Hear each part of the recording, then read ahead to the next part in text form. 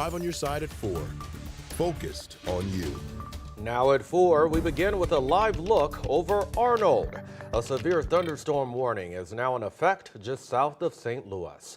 Good afternoon. I'm Brent Solomon. And I'm Kay Quinn. We are in storm alert as more severe storms are possible tonight. Let's get over to Chief Meteorologist Scott Connell. He's here with the Weather First forecast. Scott. And I think our main threat here as we go through the evening hours, Kay, is going to be large hail from some of the stronger thunderstorms that develop in and across the region. Right now, those storms are developing to the south of St. Louis. Elsewhere outside of those thunderstorms, it's just the cumulus clouds that are beginning to grow. There's a look at what we have. Monroe and Jefferson counties here down to the south of St. Louis. That's where we have our 2 cells. Really, there's 3 cells here that we can find. The strongest has been here in Jefferson County, and now that severe thunderstorm warning is pretty much exclusively here for the central and southern portions of Jefferson County right now. There's a couple of potential areas here where we may have a little bit of larger hail. The first scooting off towards the northeast, hematite, silica, Ludwig in the process of getting that. And then there's another second cell or updraft, if you will, that's producing some hail that could go over those same areas, but also including DeSoto here shortly. So here's how those storms are developing down to the south and southwest of St. Louis. Basically, you know it's warm outside today. Temperature right now is 79 degrees in St. Louis.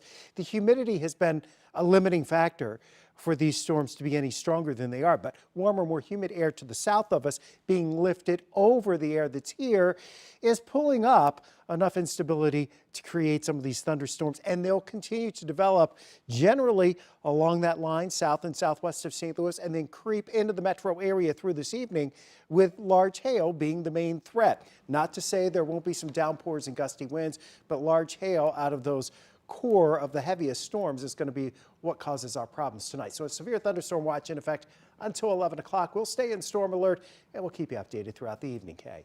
All right, thank you, Scott. You can stay on top of the Weather First forecast anytime. Text the word weather to 314-425-5355. We'll text you a link. Now to new details in the stabbing that killed a junior high student in Jennings.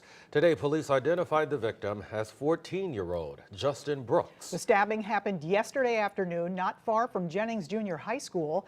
That's where 5 on your side's Diamond Palmer is live. Diamond, what new information have you learned today? Well, Kay and Brent, neighbors tell us that a day before 14-year-old Justin Brooks was stabbed, that a fight happened. Those neighbors believe the stabbing was retaliation. And tonight, police are still searching for the people that are responsible for Justin's death. Now, this video you're about to see on your screen, captured by neighbors, we are choosing to blur it because of its violent nature. This shows teenagers from Jennings Junior High fighting Monday afternoon. Those neighbors say there was another fight Tuesday afternoon also on Horde Avenue. That's where St. Louis County Police found 14-year-old Justin Brooks with a stab wound. Justin was taken to the hospital where he later died. Those who knew Justin tell me he played on the basketball team. Today, community members also expressed their sadness and are calling for safer outlets for younger people to express disagreements. That's somebody's life that just got snatched. They mama thought that they dropped their child off at school and their child was gonna come back home. And their child did not come back home. That could have been my child. And I just wish somebody would just come forward and say what you did. Kids are saying something, you know, whether they don't say it in a way that we are familiar with, they're saying something. They're reaching out to us, they're trying to speak to us, but we just have to be open to hear and communicate with them the way that they're speaking to us. Diamond, what is the school district saying about all of this? Okay, Jennings School District has released a statement this week saying that a crisis team is on standby for students and school administrators that need it, as well as extra patrols happening at dismissal time by Jennings precinct officers. But when I did reach out to them today for additional details, they did not respond to this request. Now, investigators this evening are still asking anyone with information to call Crime Stoppers at 866-371-TIPS. Reporting live in Jennings, Diamond Palmer, 5 on your side. All right, thank you, Diamond. And 5 on your side will continue to follow this story. Look for updates on air, online at ksdk.com, and on the 5 on your side app. New developments in the Kansas City Chiefs Championship parade shooting. 3 men are now facing federal charges. Fido Manning, Rennell Williams Jr., and Chalon Groves were charged in 2 separate cases. They were charged with illegal firearms trafficking and purchases. Federal prosecutors note the trio were not the shooters, but 2 guns recovered from the scene were allegedly purchased and distributed by Manning.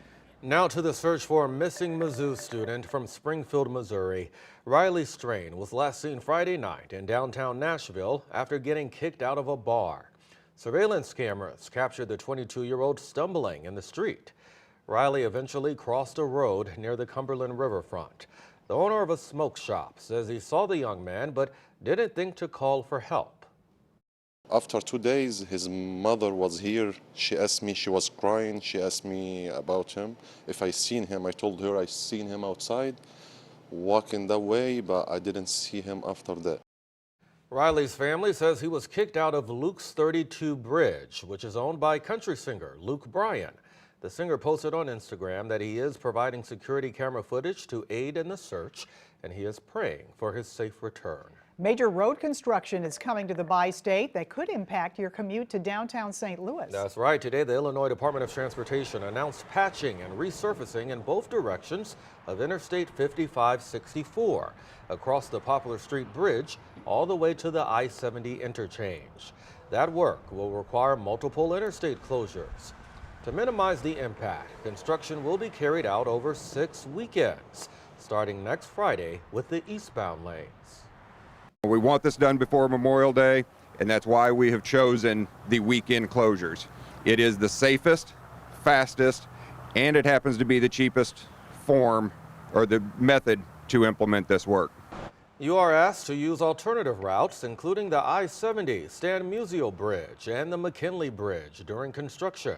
That project expected to wrap up by the end of May. An important step forward for the Brickline Greenway in Midtown St. Louis. Today, the U.S. Department of Transportation awarded Great Rivers Greenway nearly $10 million in construction funding for the project. The money is half of the total projected cost for the new Greenway Bridge that will cross Interstate 6440 by City Foundry and the Armory. The rest of the money will come from local tax dollars and private donations. Well, it's a state-of-the-art baking facility now calling Hazelwood home.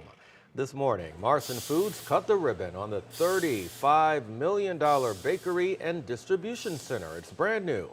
The factory features advanced technology, including the largest automated waffle line in the country. The expansion is set to significantly boost the company's production capacity, doubling its waffle production by the end of the year.